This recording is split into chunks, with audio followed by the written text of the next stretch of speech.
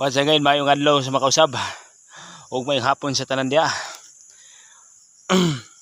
So karon mga kaidol no, so kanina nag-duty ko nya hapdi ra pud mga kaidol tungod lagi kay nay kalingawan sa lungsod sa San Fernando. So kato mga dagko kay katungod mga foreman ug mga engineer no, may agtugid sila, may tambong gid sila dito.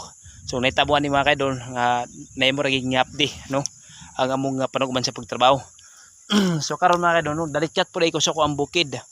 Dili mga kaidol, dagko nang may sa kong mga kaidol oh. Wala pa gyud sprayan mga kaidol. So nag-ani ko to mga kaidol tungod kay nagdala ko og sa saging mga kaidol. Ay mga kaidol. Ba? Dala ko ani kay akong itanom mga kaidol. So anak man ra hinahinay ra gid mga kaidol ha. Hinahinay ra gid ni pagkatanom, tulo ni kapunuan mga kaidol no, tulo ka saha. Hinahinay ra nga pagpaningkamot, hinahinay ra pud nga pagpaningwa. So kita man god nagkalain-lain tag mga pakandoy. So katong mga pakandoy na sung kinabuhi di gina na basta-basta nga diyang-diyak dai kuwaon gid mo. So hinahinay gid mga kaidol. Sama na mga kaidol, kita ginalakatan mga kaidol, kano mga kaidol. Lakatan man na. No. Pagbalik ta ko mga kaidol, dako na gyud. So tapa ko mga kaidol, akong giunahan no. Kita na mga kaidol.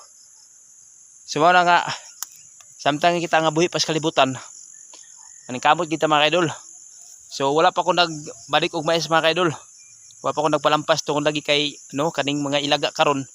So ato paning gipaningkamutan nga makapanid ta sa uban. Sama niya na no. Nalibog ang ilaga diag asa sila mga on tungod kay lapad. Kita kay ginagmay ra man natong uma. So sige lang. Pasin pohon. Kita na pud may ana no. Pag-like and share sa akong video. Thank you for watching mga kaidol. God bless kayo tanan, may hapon.